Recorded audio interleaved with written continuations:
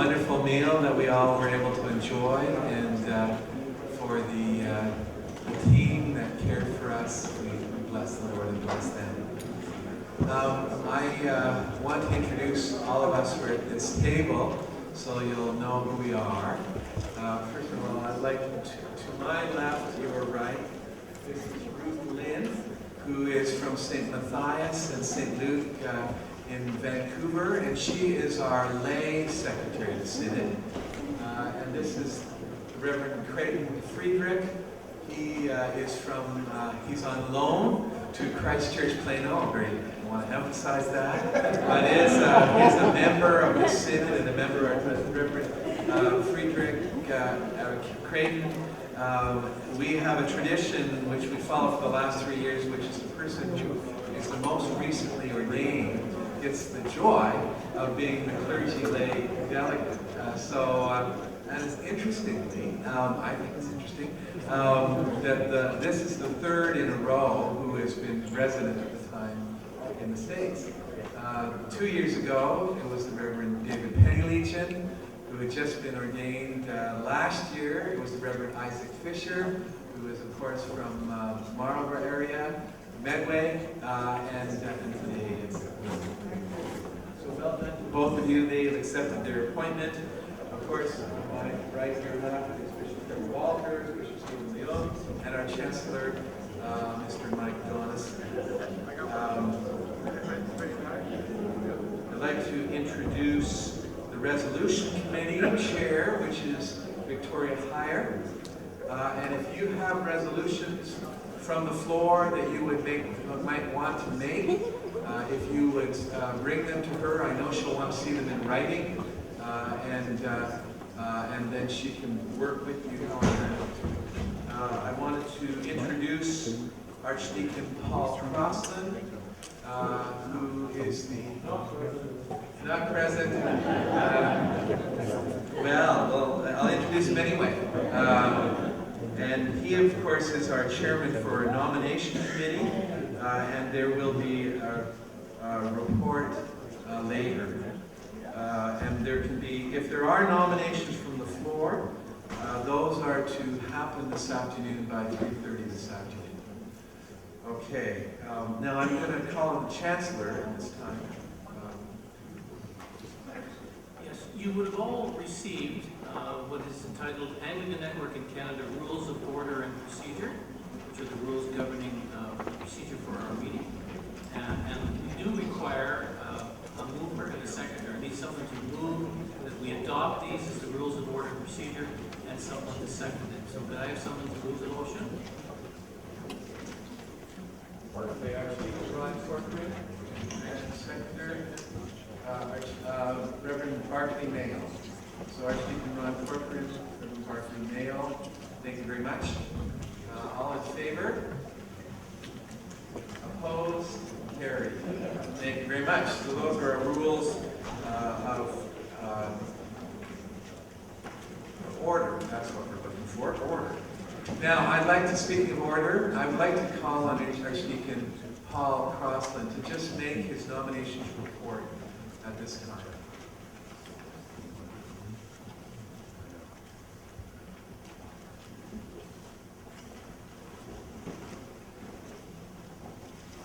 Thank you, Bishop Charlie.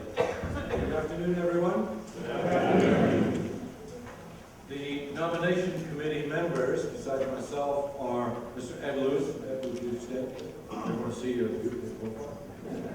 And the Reverend Sean Lewis. Sean, where are you? Oh, he's present. Good. Yeah, these two gentlemen are wonderful brothers in Christ and a great help.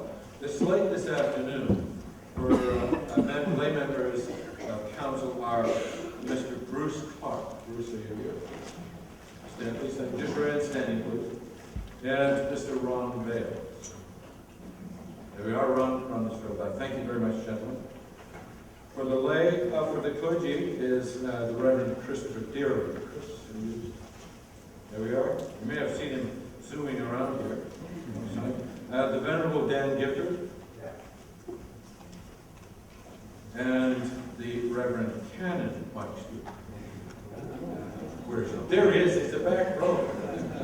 These people, we are pleased to say, is asleep this afternoon. To reiterate what Bishop Charlie said, you have until 3:30 this afternoon to come and see me if there are any nominations from the board. Thank you. Thank you very much. I just want to say that there are two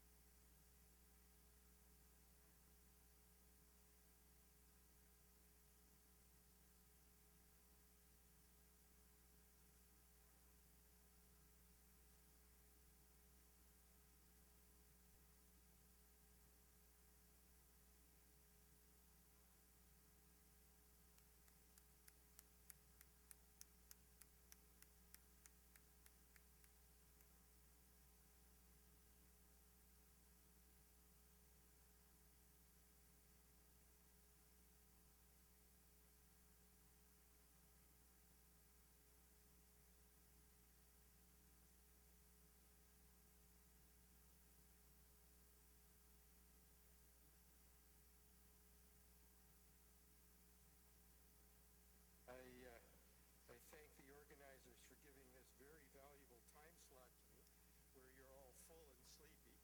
So I'm sure I can pull the wool over your eyes really quickly as we go through the financial statement. As Bishop has said, I'm a member of council, and I'm also the treasurer. We're going to start with the audit for the period 2016-17. You may know that Annex financial year is July 1st to June 30th, unlike some of the other calendar years. And in fact, I know it does confuse some of our parishes when they're talking about their tithe and what year did they give their tithe in. That's our financial year. As we did last year, we have done a complete audit this year instead of the formal review engagement because of the financial levels that we're dealing with. We're dealing with over $1 million a year. It's now a requirement that we have a full audit.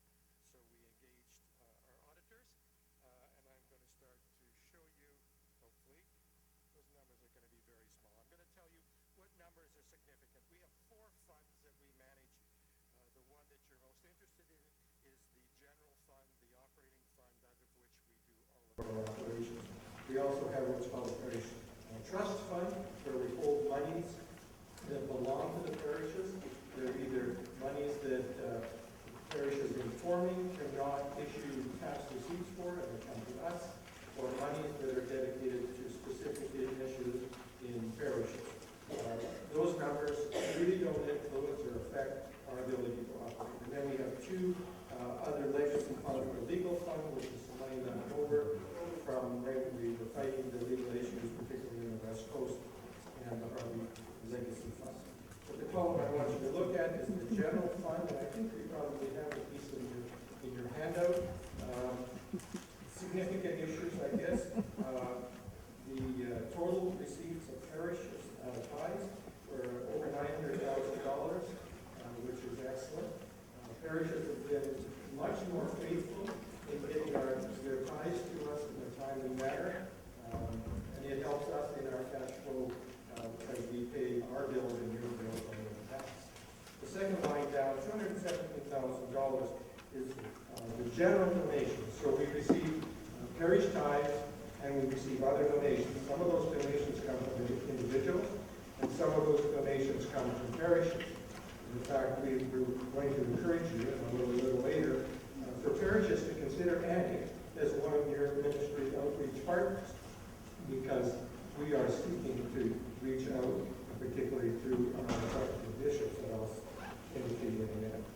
Our largest expenditures are in salaries, again, as you would expect. We don't own any property, we pay rent, but most of our largest portion of our expenditures are in salaries. Good to note that we ended this year with a $3,000 surplus. It's not much on a $1 million budget, but it's better than a deficit. Now, our accountants have urged us to increase that. I know we're a not-for-profit, and so we're not supposed to make a profit, but they really feel that we need to have a buffer in our hand as we manage our funds. I'll take save questions till the end. Remember your questions. That's all I'm going to say on this year's operating monies. We'll go to the next page, which is called the balance sheet. This is the one that the accountants you want to see. So it shows our assets and our liabilities. Our assets include some cash that we have in hand, in fact, a lot of cash, some recoverables, and our liabilities are payables to parishes, and we have a very large loan from a parish in Newfoundland, not to be named specifically, that allows us to manage our cash flow. It's $100,000. So it is a liability that someday we will have to repay.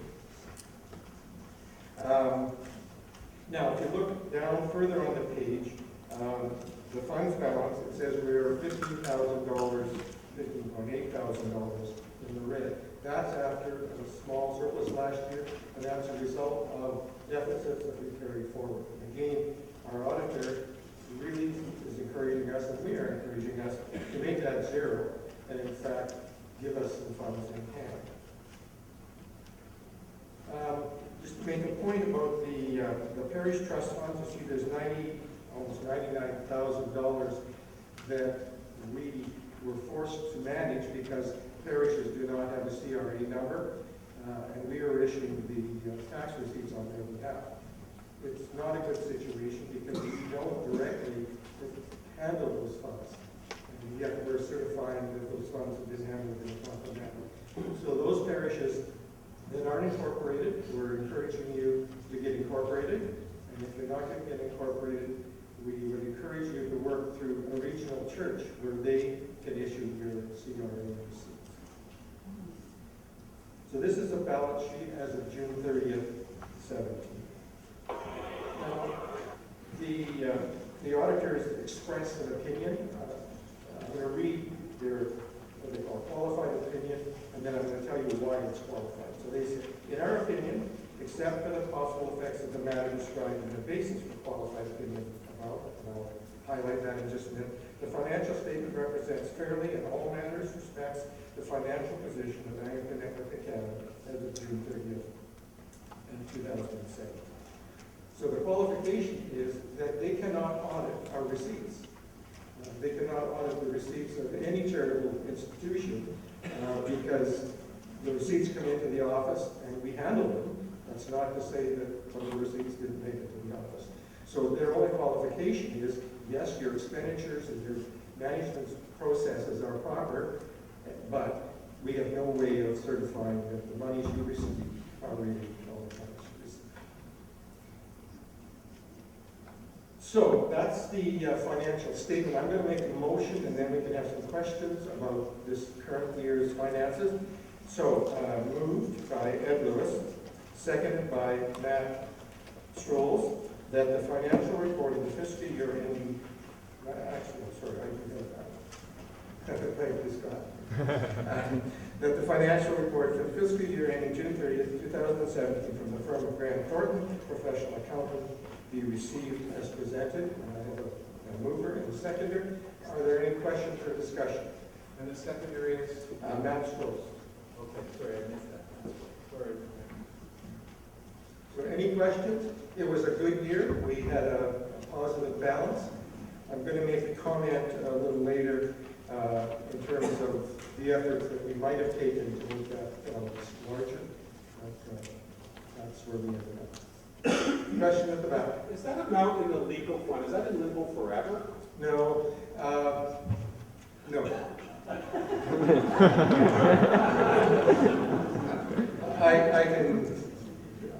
I won't elaborate anymore. Yes, we will manage that.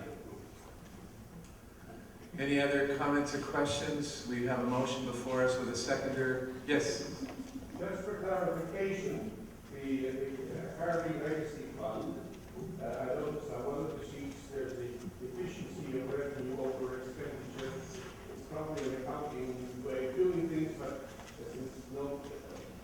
I'd like to know how that efficiency came about. But this is an in-year report, as opposed to when you look on the next statement that there's a positive balance. I don't know what that disbursement was for, but in this year, we spent more money in the legacy fund than we took in. But if you look on the balance sheet, there's now $14,000 positive. Yeah. Okay, any other questions or comments? Are we ready for the vote? All in favor? Opposed? Carried. Wonderful. Thank you very much. And I think we're just going to stop and thank the Lord for this at this point. So let me do that. Lord, we are so grateful, Lord Jesus, that you are Jehovah Jireh, our provider. We thank you for moving people to give so wonderfully as they have. Thank you for those who administered our funds faithfully. We thank you for the outcome, another year, where in fact we took in slightly more than we had to spend. We bless you for that, and we continue to entrust all our finances to your care. In the name of the Father, Son, and Holy Spirit. Amen. Amen. Thank you. So the next one is the appointment of the auditor. So moved by Ed Lewis, seconded by Dan Gifford, that the firm of Grant Thornton Professional Accountant be appointed as the accountant of the Anglican Network of Canada for the fiscal year ending June 30th, 2009. So we're just appointing the same auditors to do our audit this year. Okay, any questions or comments on that? Are we ready for the vote? All in favor?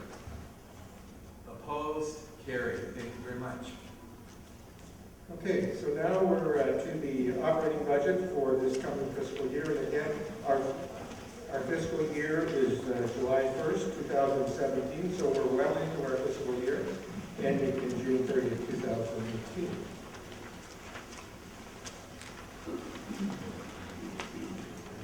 So the proposed revenue that we're anticipating are $923,000 from parishes. That's up 2.3%. $253,000 from general donations. That's up 16.5%, and I'll explain that in a minute. The other revenues tends to be largely Synod recoveries and other small amounts of money. Not that 93,000 is small. Synod will be most of that, for an anticipated total revenue of $1.269 million. That's an increase of 5%.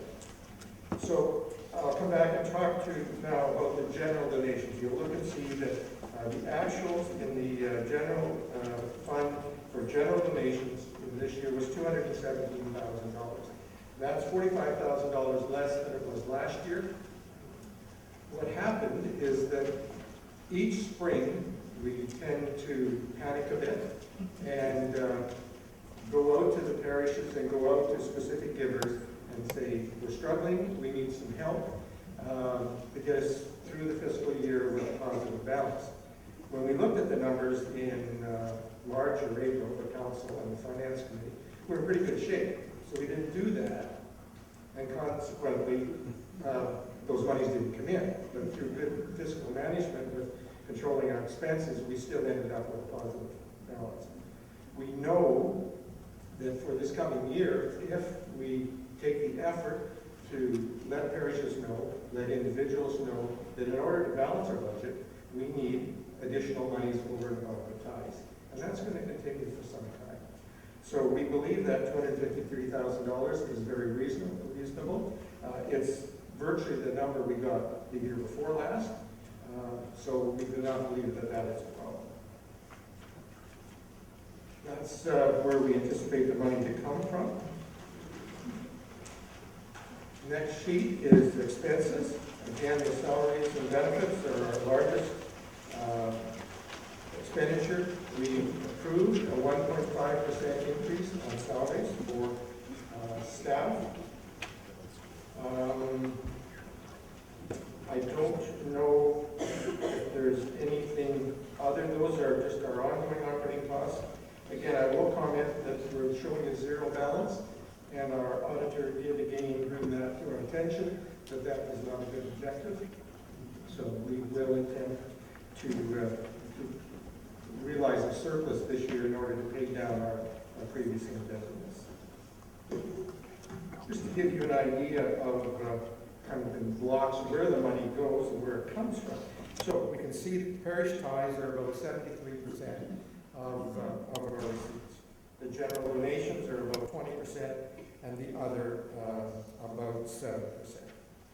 And again, I'll make this plea that in addition to the tithes we receive from the parishes, we need substantially additional funds, and we will for the foreseeable future. And we would ask parishes to consider making ANIC one of your outreach missions.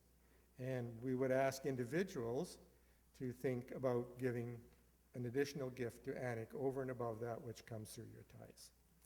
If we don't get that money, we will not have a balanced budget. On the expense side, again, salaries and benefits are our largest cost. That kind of blue color, it's kind of hard to describe what it is. Our outreach in ANIC is largely administered through our suffragan bishops. And that is the portion of our budget that it just turns out that we just don't get through tithes. You can move the numbers about as much as you want, but obviously we need that outreach. And the suffragan bishops are the ones that are delivering that most effectively for us. So we're showing that as that next big chunk. And office administration and tithes and outreach, obviously we tithe to the province, and that is a considerable expense as well. Now this is a graph showing the number of donations we received in years past and in this present year, the number of givers. And you can see that in 2014, we had 342 individuals that were giving to ANIC over and above the tithe that they provide through their church. Now we're down to 81%. Now Ron Corcoran was the one that ran the Time to Build, and that was an extremely successful program. Maybe short-sighted, and then we did 20/20. We should have done 100/100 or something. So it was $20 a month for 20 months. I don't remember, Ron, what it was, but it was a great idea. And we hoped that that would get us past this period where we didn't have sufficient resources. So again, I don't have to worry about this anymore. This is my last budget.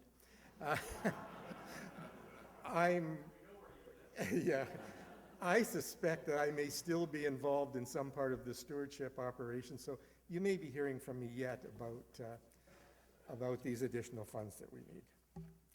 Now, I think next there's a motion to approve this budget. So I'm moving the budget. Matt Strohs again has seconded this. He's at the back there. The motion that the budget for the fiscal year ending July 1st, June 30th? Oh, I'm sorry, the year for that year, be approved as presented. Now there's time for comments and questions. Any questions or comments from folks? If you would you come and... Oh, yes. Yeah, I agree with that. It's June 30th, 2018. Oh, yeah. Yeah, that would Good be... point. Thank you. Very old. Yeah. Back to the Future and all. Well done. There we've got a change. Thank you. Any other comments, questions? If not, we're ready for... Are you ready for the vote? All in favor? Opposed? Carried. Wonderful. Congratulations and Bishop, thank if you you. indulge me just for 2 more minutes. Okay, I have will two do. things.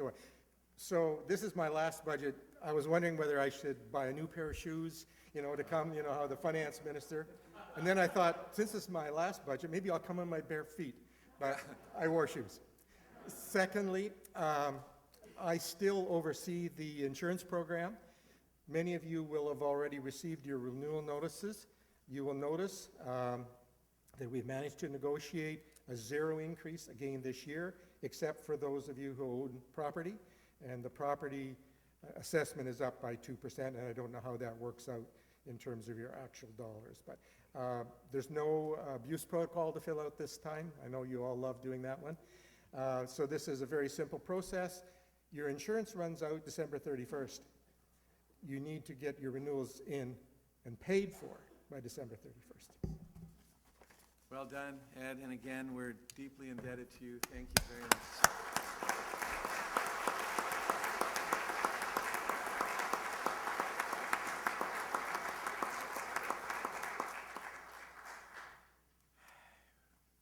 I now want to introduce Victoria Heyer, who's not only looks after the resolution chair process, and I don't know if she has anything she wants to say about that, but also the canons committee.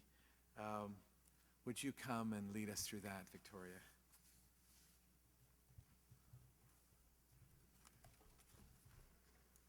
Thank you, Bishop. So we have a fair bit of material to get through, and I'm hoping that we can do so somewhat expeditiously. I have 27 minutes, so we'll see what we can do. There are two sections, essentially, to the material that I'm going to be presenting. The first is the for information part, and the second deals with motions that we have to get through on the floor. So, before I begin, I would just like to mention that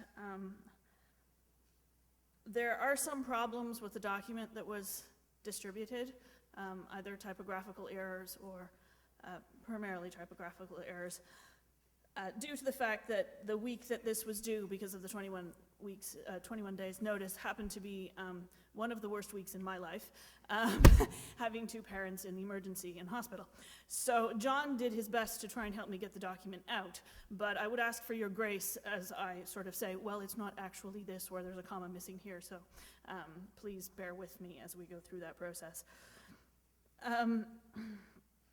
So, Canon 1.4.2 QI authorizes the Council to correct any typographical or grammatical errors, to divide, renumber sections, or to correct any other minor errors where they are not of a controversial or substantive nature. And so we have 3 amendments which were passed by Council at our meeting in June.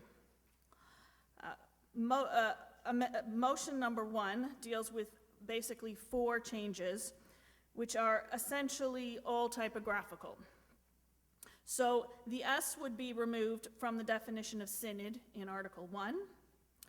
Any defined terms in the canons will be capitalized to indicate that they are defined terms, unless they are normally capitalized in the English language.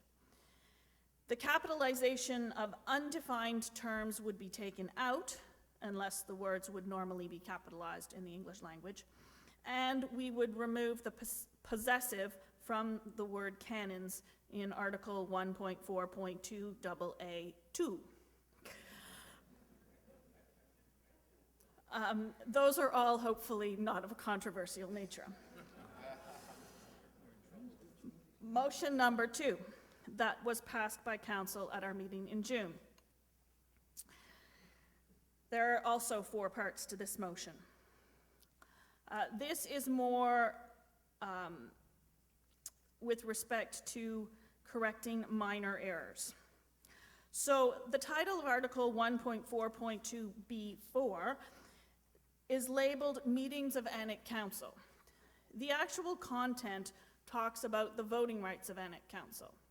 So we are changing the title from Meetings of Annick Council to Voting Rights to reflect the content. Number 2 is that the words of diocesan council would be added after the word secretary in subparagraph L. There are a number of different types of secretaries that the canons talk about, and we thought it would be good to specify which secretaries we're talking about. So in this case, we are adding the terms of diocesan council. Number 3 also has to do with secretaries. So in paragraph X of 1.4.2, we are adding the word joint before the word secretaries to indicate that it is both the lay and clerical secretary of Synod. And number 4 is that subparagraph Z would be deleted. What, may you ask, is subparagraph Z?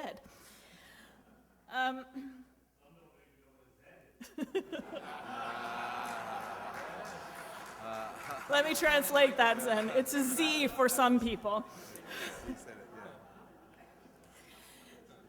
There was a large paragraph that dealt with the transition under the Canada Not-for-Profit Act.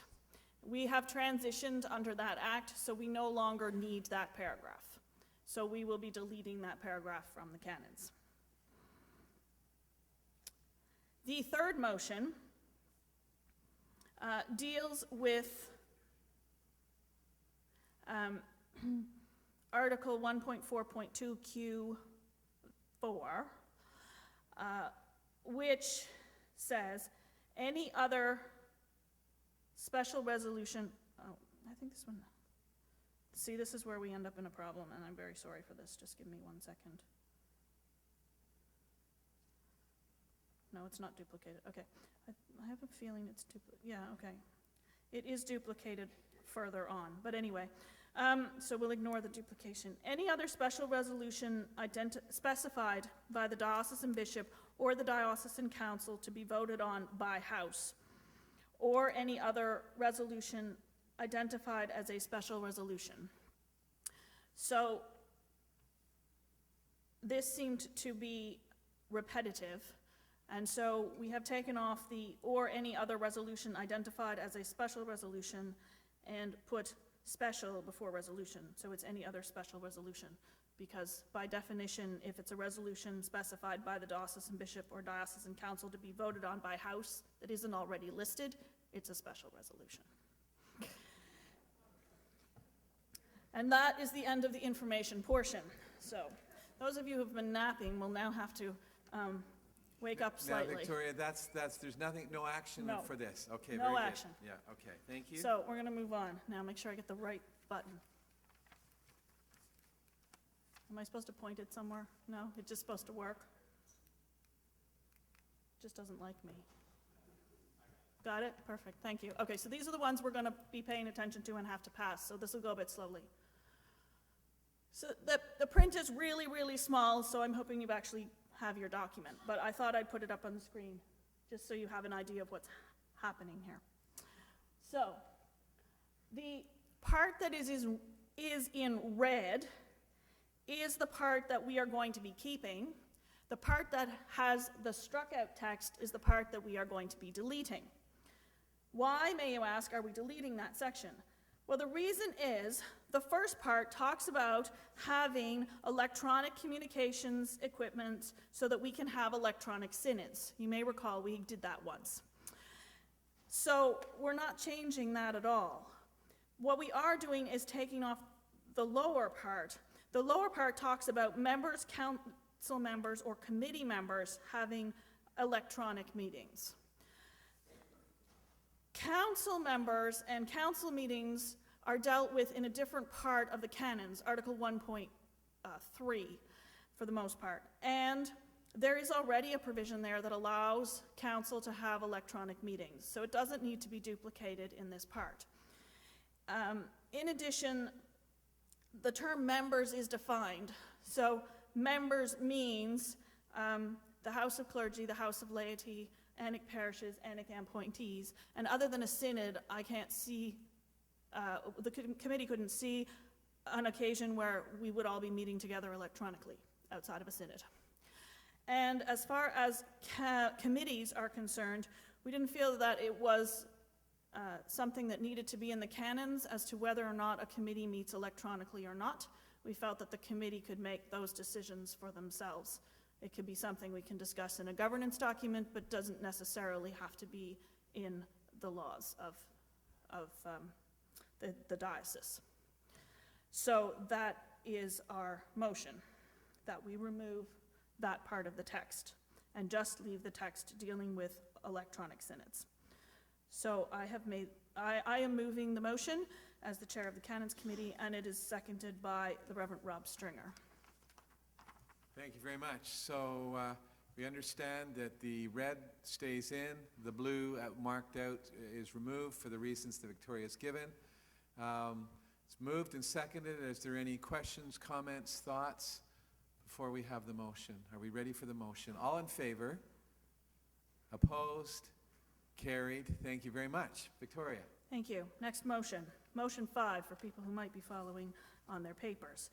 So in the canons currently, there is a definition of mission-anic parish. And I've put the definition up there for those of you who may not know your way around the canons. So that definition, as it stands, would be removed. And it would be replaced with 2 definitions. One is the definition of a plant, and one is the definition of a project. We don't have mission-anic parishes in our structure as it works right now, and we have plants and projects, both of which are linked to the diocese through their Memorandum of Understanding, and the Memorandum of Understanding details everything that you need to have in order to be either a plant or a project. So we have left the definitions as such so that the criteria for being a plant or a project is listed in the Memorandum of Understanding, but we have a plant and a project defined for other places in the canons where they are referred to, so we know what they're talking about. So I am moving that, and that has been seconded, by Ed Lewis. Okay. Ken and George. I'm opposed to this motion, and I think it's ill-advised. The mission parish category does come up in terms of the placement issues of when you have to replace a new clergy. I haven't looked through all the documents to see if it's fixed in there as well. But you know, in the days and weeks and months to come, we might come up with plant, project, and 4 other things that begin with P, all sorts of gradations and stuff like that. The mission parish term is a useful thing for a whole range of reasons, and so I'm going to move that this be tabled so that I don't know if there's a seconder for it. I'm going to move that it be tabled for the Anic Council to reconsider whether there's in fact a range of things that should be considered before this is changed, and whether or not it should just be in fact left generic so that there's a variety of different terms that could end up being used rather than ensconcing this. In fact, it's actually the very same logic by which we voted to do the last thing that they asked about, is that if it's needless, don't put it in. And making a change like this is needless, so I'm moving that it be tabled. Okay, there we have a mover for, Mr. Chancellor, so a motion for tabling. That needs to be, is there a seconder? Tabled or referred? I mean, I can't remember if it should be tabled or referred. It's whatever you want to do with it. I want it to go back to, I'd like the Anic Council to think through this a little bit more, and if necessary, also have some contrary voices as to why it might not be the wisest way forward, because it affects some other governance issues. And I worry that it removes the canon specifically gave the House of Bishops certain powers to look into certain, when there's time to replace clergy. Yeah. And I'm worried that this change will start to affect the ability of the bishop and the bishops. So there's 2 concerns. One is that it's in fact going to undermine the power of a bishop to look into certain situations. I think the council has to have a longer talk about that. Okay. The second thing is it's only a temporary thing that we have things called plants and projects. We might want to call them plants, projects, and I don't know, prediction. I'm trying to think of another P. So it's needlessly putting things in there that can just easily be handled under generic mission. You have a governance document, has whatever, 16 Ps, 3 Ps, 4 Ps, move to the letter D. Okay, so which would you prefer? So whatever, I can't remember if it should be tabled or referred, but I want it to go, but I'd like it to be moved back to the Annex Council for a longer discussion as to whether this is in fact a wise way to go. Okay, that's great. I don't know if I have a seconder, I think I probably do. Is there a seconder? Referral. Okay, Barclay Mayo's referral to the Annex Council. Are we ready for the table for referral, the motion for referral? Moved by George Sinclair, seconded by Barclay Mayo. Yes.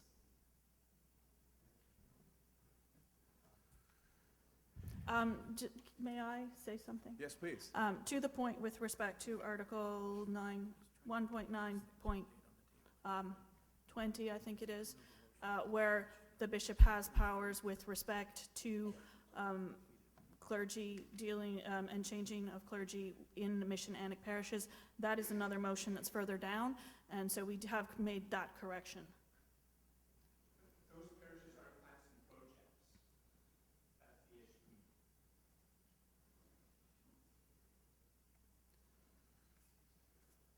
Did you have something, Mr. Chancellor, you wanted to say in terms of? Well, I think we have to get it clear as to what your motion is, George. Well, you can move a motion to adjourn, you're not doing that. I think what you're asking is you want to lay it on the table, you want to refer it, okay. So your motion is to refer it, is that? I can't remember if tabling or referring is the right one. Referring, lay it on the table is another one. Okay, I want to have it referred to And those kind of motions take precedence. I know. Except someone can move a motion to put the question, which ranks ahead, and if 2/3 of the people present vote to put the question, then it can then defeat your motion. So that can happen. So someone can move a motion to put the question, which then is called first.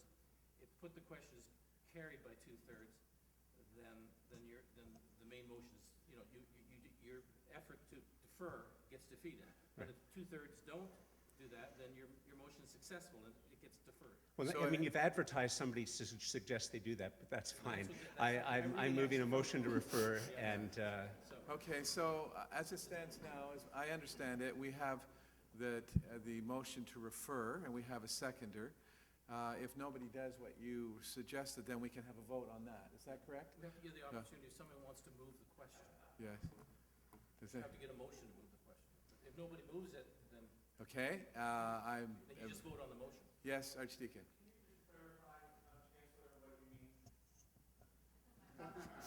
What I'm meaning is, okay.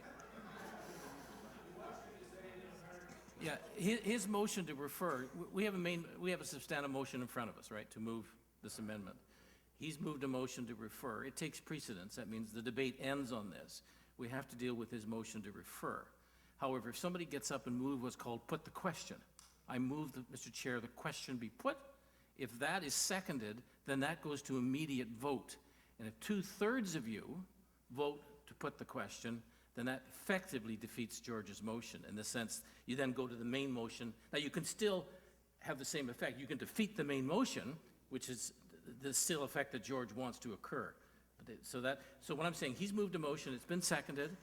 Unless somebody stands up and moves a motion to put the question and someone seconds it, then we vote on his motion to refer. And it's just a straight majority vote, right? Yes. Do I understand correctly that you're saying, put the question means we take the original question and put that to a vote now? That's right, and motion to refer is effectively, but Okay, it takes folks. 2/3 to defeat what George is trying to do. So we have the motion to refer before us. We understand what can happen. If there are nobody who's going to take that action, then I'm ready for the vote on the referral. All in favor for the referral, please signify by the uplifted hand. Okay, I think we're going to have to, hold your hands up, please. Okay, then let's try all opposed. Please lift your hands.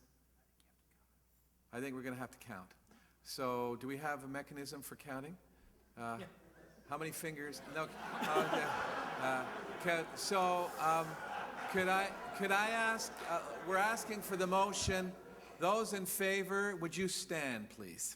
Would you stand? And, okay. Please remain standing until you're asked to sit down.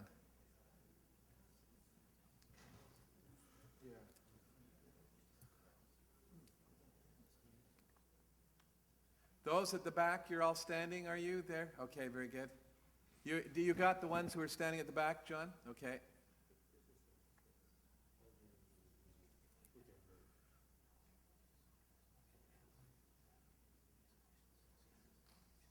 Okay, you can be seated now, please. Can you give me that number? 58. Okay, that's for the motion to refer. Those against, please stand. Okay.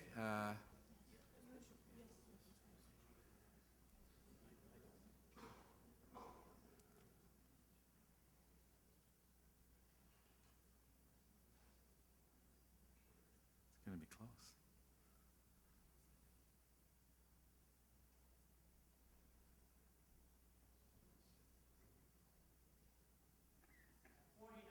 Forty-nine. Okay, so the motion to refer is passed 58 to 49. Thank you very much. Victoria, please. All right. Motion number 6. Can you change it for me? Thank you. So, we would like to add a definition of provincial office to the definition section of Article 1.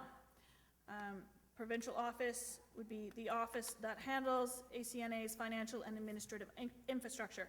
And that is the definition that they have given themselves, and we have just taken that definition, and we would like to put it in Article 1 for a motion that is coming further down. Unfortunately, this is not well organized. So that is this motion, and it was seconded by Canon Mike Stewart. Okay. We have a mover and a seconder. Are there any comments, questions? Canon? Tom Carmen from St. Aidan's and also the registrar. On the provincial executive, I just wasn't sure that everyone understood the reasoning behind this is because we have two, and I'm going to muddy the waters a little bit, two provincial offices. One that's attached to the primate, who is in Atlanta, Georgia. He has the staff around him there. But the administration work is in the provincial office, which was established first under Archbishop Duncan in Amherst, Pennsylvania, and remains there. And so we have two offices going on, and they want to be clear about which office is being referred to. Is that correct? Yes, that's correct. Thank you. Okay, thank you very much. Dean Emeritus, would you come and speak to the microphones? I know that they're hoping that people can hear better. If you can be heard well, I know, Archie. I'm not worried. Just a quick question, Victoria. Yes. It says ACNA. Is ACNA defined elsewhere, or should we put Anglican Church of North America as the full title there? It's just a detailed thing, but thought I'd better check that. No, it's an important detail. Sorry, I just have to consult my canons. No, it is not defined, although it is made reference to throughout the canons. So Maybe this is the place to this is find, the just place change to- the motion slightly. So that's an amendment. then. amendment to change it to the Anglican Church in North America. Yes. People spell out duly the noted acronym. that in fact it says provincial office, the office that handles the Anglican Church in North America's financial and administrative infrastructure. Okay, now we have a mover and a seconder for that. Are we ready for the vote? All in favor? Opposed? Carried? Thank you very much. Victoria. Okay, moving on.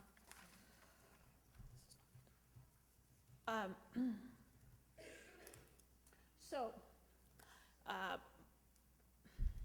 this should be motion 7, sorry. In subparagraph 4 of 1.4.1c, it was brought to the Canons Committee that The text should read, in the notice of annual synod, the diocesan council shall nominate a slate of persons to fill the vacancies and to elicit suggested nominees from the annexed parishes. So the struck out text would be the text that's being removed, and the red text would be the text that would be inserted. And unfortunately, my technology is failing, so I do Now not. it's moved by, is this number? It's moved, yeah, it's 7. 7, so it says seconded by Ed Lewis. Okay? That's correct. Are we, yes, Bishop Don? Could we have a definition of the word "a slate of persons"? There's various opinions about that, and I'd like yours now, please. So the slate of persons would mean that the diocesan council would present to synod at least as many candidates as there are vacancies, and more if possible.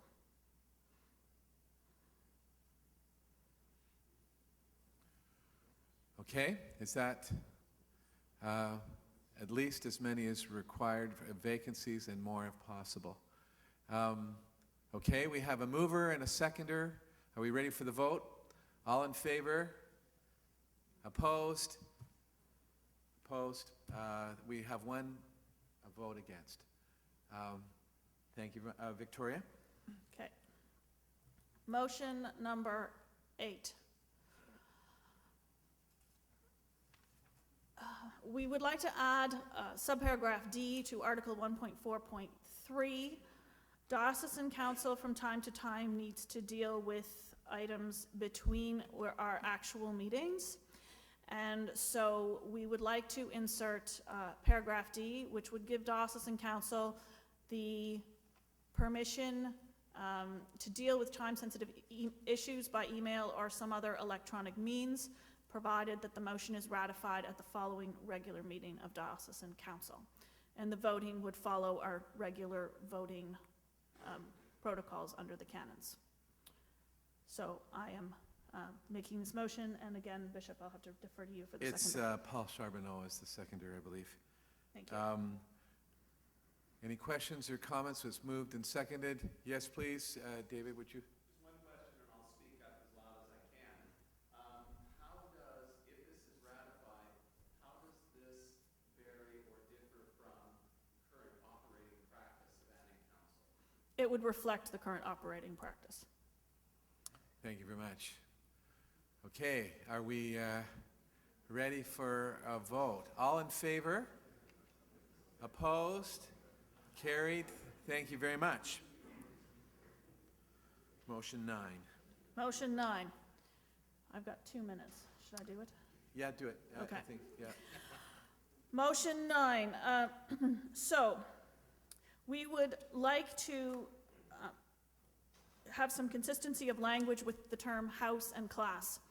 So house is the language that is normally used in the church context, whereas class is something that is used in the secular context and for the secular, our secular governance documents. So we would like to add a definition of house to Article 1, which would be house is a group of bishops, clergy, or laity acting together as a class. The or is implied between bishops and clergy, so it would be bishops or clergy or laity, and is signified by the comma.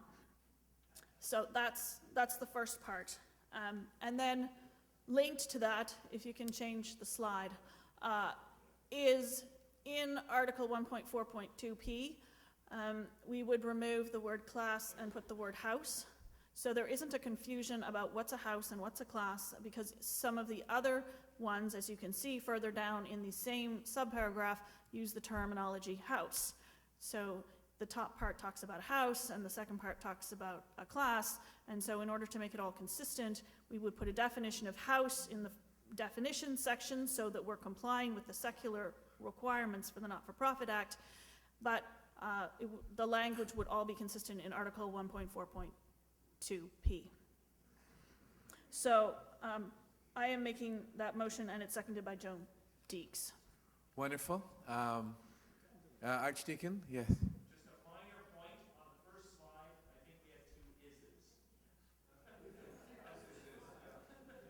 10 o'clock. Yeah, I get sleepy. Sorry. Apologies.